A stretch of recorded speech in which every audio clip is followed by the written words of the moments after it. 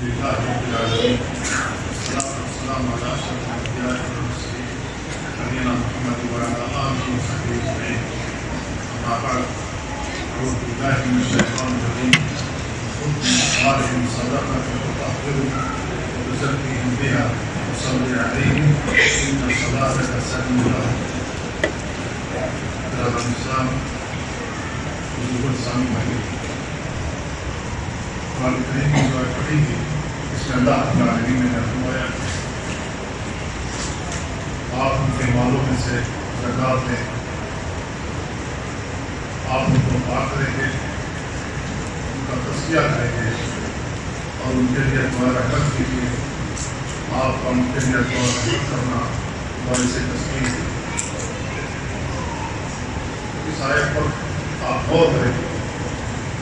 اللہ رب العالمین اپنے نبی کو حکم دے رہا ہے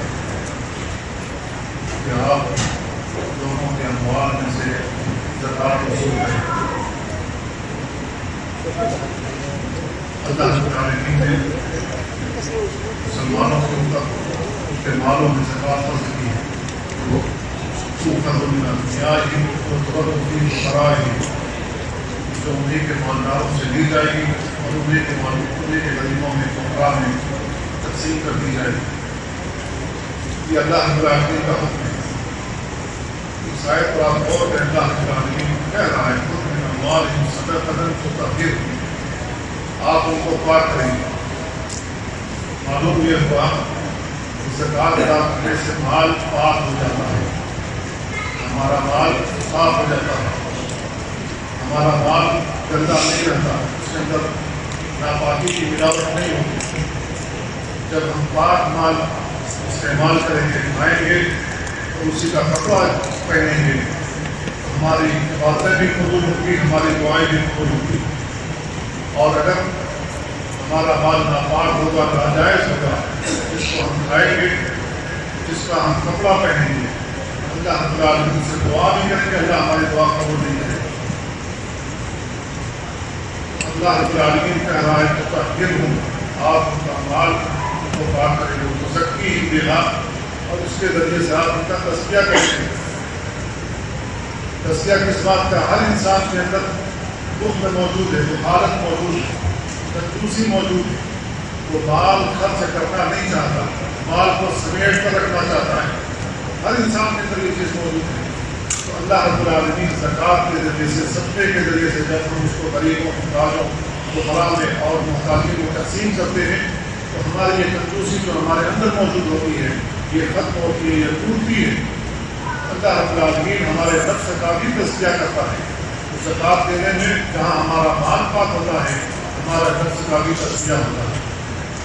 جب ہم زکوٰۃ ادا کر لیں، جب ہم زکوٰۃ دیں، جو بھی زکوٰۃ دینے والا ہے، تو ہم اس کے لیے دعائے رحمت کریں. یہ ہمارا حق بنتا ہے. اللہ رب العالمین نے کہا وصل علیہم، آپ ان کے لیے دعائے رحمت کیا کریں. جو بھی زکوٰۃ دینے کے لیے آتا ہے آپ ان کے لیے دعائے رحمت کریں، اس لیے کہ آپ کا دعائے رحمت ان کے لیے کرنا باعث تسکین ہوتا ہے. تو زکوٰۃ ہر مسلمان کا فرض ہے جبکہ ان کا مال نصاب کو پہنچ جائے. رسول اللہ صلی اللہ علیہ وسلم اپنے اہلکار زکوٰۃ وصول کرنے کے لیے بھیجتے تھے.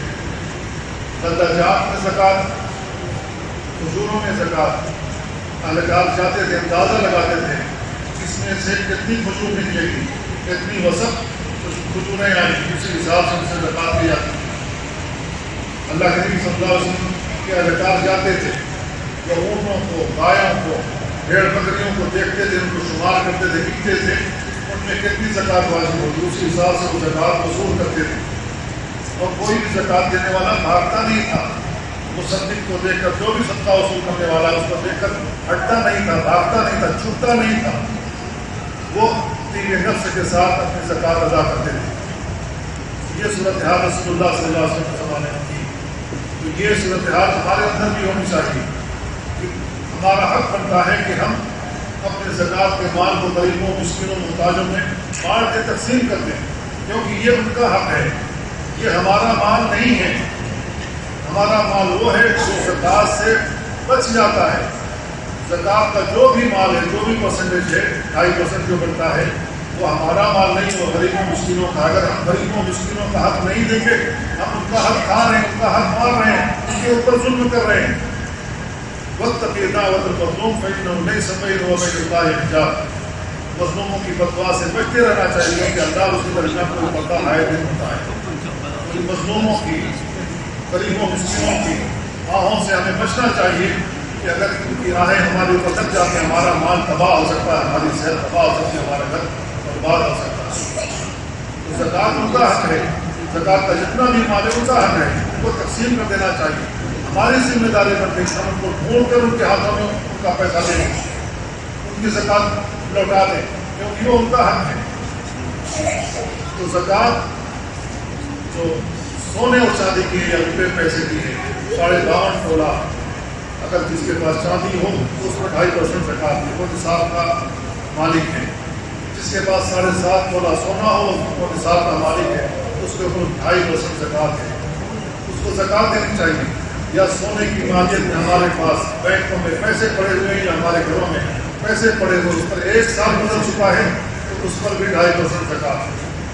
تو یہ زکوٰۃ کا مال غریبوں اور مسکینوں میں تقسیم کر دینا چاہیے. اگر ہم نہیں تقسیم کریں گے، نہیں دیں گے، تو اللہ رب العالمین نے اس کی کیا سزا بیان فرمائی ہے، آپ اس کو غور کریں. اللہ رب العالمین بیان فرماتا ہے والذین یکنزون الذهب والفضة ولا ينفقونها في سبيل الله فبشرهم بعذاب أليم يوم يحمى عليها في نار جهنم فتقوى بها جباههم وجنوبهم وظهورهم هذا ما كنزتم لأنفسكم.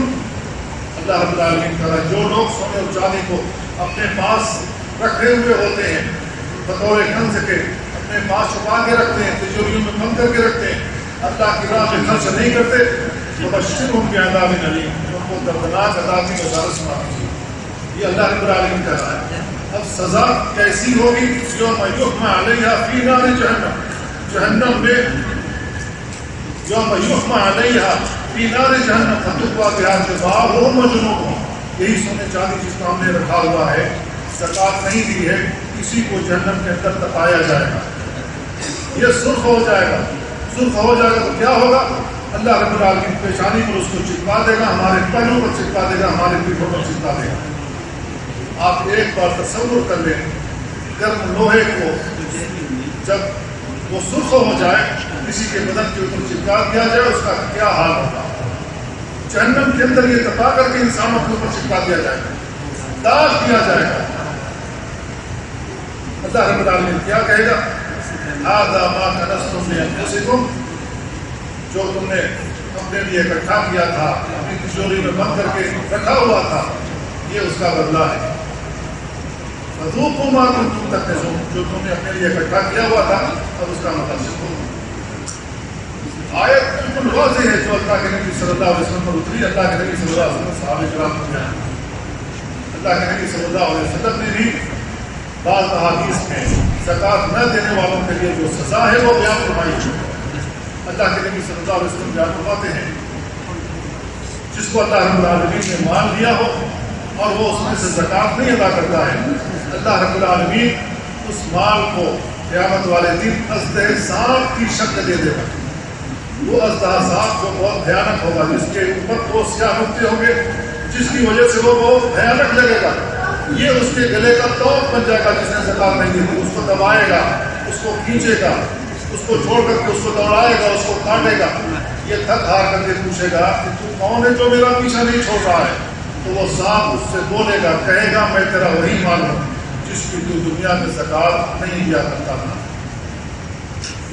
جس کو تو اللہ کے راستے میں خرچ نہیں کیا کرتا تھا. تو یہ مال جس کو ہم کما رہے ہیں 8 گھنٹہ 12 گھنٹہ ڈیوٹی کر کے، اگر ہم اس میں سے زکوٰۃ نہیں دیتے ہیں تو یہ صورتحال قیامت کے دن ہونے والی ہے. اللہ کے نبی صلی اللہ علیہ وسلم ایک اور حدیث آتی ہے ابو ہریرہ رضی اللہ تعالیٰ عنہ سے. اللہ کے نبی صلی اللہ علیہ وسلم بیان فرماتے ہیں قیامت کے دن مجھے ان میں کا کوئی شخص اس حالت میں نہ آئے کہ اپنے اونٹ کو اپنے کندھوں پر لادے ہوئے، اپنے گائے کو اپنے کندھے پر لادے ہوئے، اپنے بکروں کو اپنے کندھے پر لادے ہوئے، اس حالت میں میرے پاس کوئی نہ آئے اور یہ کہے کہ محمد صلی اللہ علیہ وسلم بچا لیجیے، میں مالک نہیں ہوں. اللہ کے نبی صلی اللہ علیہ وسلم نے دنیا ہی میں بیان کر دیا کہ جو شخص زکوٰۃ نہیں ادا کرے گا ان چوپایوں میں جن پر زکوٰۃ واجب ہوتی ہے، قیامت والے دن ان کو اپنے کندھوں پر دال کر کے لائے گا، یہ اپنے کھروں سے مارے گا، اس کو زخمی کرے گا۔ اللہ کے نبی بیان فرماتے ہیں قیامت والے دن میرے پاس کس حالت میں کوئی نہ ہے، کیونکہ میں نے تمہیں دنیا میں یہ بات بتلا دی، یہ خبر کر دی۔ جو مال ہم اکٹھا کر کے رکھے ہوئے ہیں وہ حالت کی وجہ سے، کنجوسی کی وجہ سے یا کسی اور وجہ سے ہم اس کی زکات نہیں ادا کرتے تھے، یہ صورتحال قیامت کے دن پیش آنے والی ہے۔ نبی کریم صلی اللہ علیہ وسلم ایک اور حدیث آتی ہے، اللہ کے نبی صلی اللہ علیہ وسلم نے فرمایا ما منع قوم الزکاة الا ومنعوا القدر من السماء ولولا البهائم لم يمطروا۔ آپ نے بیان فرمایا جس قوم کے لوگ، جس خطے کے لوگ، جہاں کے رہنے والے لوگ زکات نہیں ادا کرتے، اللہ رب العالمین آسمان سے بارش روک لیتا ہے۔ اگر یہ چوپائے نہ ہوتے، چھوٹے چھوٹے کیڑے مکوڑے نہ ہوتے جو اپنے پاؤں کو آسمان کی طرف اٹھا کر اللہ سے دعا کرتے، اللہ ہمارا کیا قصور ہے، ہم نے کیا غلطی کی، ہم نے کون سی گناہ کی ہے، ہم کو پانی کی حاجت احتیاج اور ضرورت ہے، ہم کو پانی کیوں نہیں مل رہا ہے؟ جب وہ دعائیں کرتے ہیں اللہ رب العالمین ان کی وجہ سے بارش نازل کر دیتا ہے۔ مسلمانوں تمہاری وجہ سے بارش نازل نہیں کرتا، ان لوگوں کی وجہ سے بارش نازل نہیں کرتا جو اللہ کے ان مالوں میں سے زکات نہیں ادا کرتے۔ اللہ رب العالمین کی طرف سے یہ سزا ہے، اللہ تعالیٰ آسمان سے بارش روک دیتا ہے۔ ہم اپنی آنکھوں سے دیکھ رہے ہیں چند سالوں سے ایسا مسلسل ہو رہا ہے، ہر سال ہو رہا ہے کہ جب پانی کے احتیاج اور ضرورت ہو کسانوں کو دوسروں کو بارش نازل نہیں ہوتی، ٹیوب ویل کے ذریعے سے کسی اور ذریعے سے کسان اپنی کھیتی اگا کو لیتے ہیں، پروان چڑھا دیتے ہیں، اس میں پھل آنے لگتے ہیں، سوکھنے کی جب باری آتی ہے، کاٹنے کی جب باری آتی ہے، اللہ رب العالمین کس قدر موسلا دھار بارش برساتا ہے، ساری کھیتیاں سڑ جاتی ہیں، گر جاتی ہیں، تباہ اور برباد ہو جاتی ہیں۔ کئی سالوں سے مسلسل یہ دیکھتے ہیں، یہ اللہ کی طرف سے اللہ ہے۔ قرآن کریم میں کیا ہم نے وہ واقعہ نہیں پڑھا وہ باغ والوں کا، جن کو اللہ تعالیٰ نے باغ دیا تھا، ہرا بھرا باغ، پھل آتے تھے، بہترین زندگی گزارتے تھے، انہوں نے کہا غریبوں کا جو حق بنتا نہیں دیں گے، رات میں جائیں گے پھل توڑ کر کے لائیں گے تاکہ غریبوں کو مسکینوں کو نہ دینا پڑے۔ اللہ رب العالمین نے ان کا پورا باغ جلا کر خاک کر دیا، چاہے مسلمان ہوں چاہے غیر مسلم ہوں، جب اس میں سے غریبوں مسکینوں کا حق بنتا نہیں دیا جائے گا اللہ رب العالمین کی جانب سے یہ سزا اترے گی، چاہے وہ مسلمان ہو چاہے غیر مسلمان۔ مسلمانوں کا تو حق زیادہ بنتا ہے کہ ہم خیر خواہی کریں اپنے غریبوں کے ساتھ، مسکینوں کے ساتھ، محتاجوں کے ساتھ، کیونکہ اللہ رب العالمین ہمیں حکم دیتا ہے، جگہ جگہ حکم دیتا ہے کہ ان کے لیے ان کے لیے کھڑے ہوں، مسلمانوں کے درد کو اپنا درد سمجھیں۔ اللہ رب العالمین نے جگہ جگہ یہ کہہ رکھا ہے۔ تو میرے بھائیوں، زکات نہ دینے کی یہ بڑی سزا ہے جو اللہ رب العالمین نے اپنے قرآن میں اور نبی کریم صلی اللہ علیہ وسلم نے اپنے فرمان میں بیان کی ہے۔ لہٰذا ہمیں ایمانداری کے ساتھ جب بھی زکات ہمارے اوپر فرض ہوتی ہے، جتنی بھی زکات فرض ہوتی ہے، ہمیں ادا کر دینا چاہیے۔ اللہ تعالیٰ سے دعا تھا ہمیں باتوں کو سمجھنے اور اس پر عمل کرنے کی توفیق عطا فرمائے۔ صلی اللہ علیہ وسلم۔ السلام علیکم۔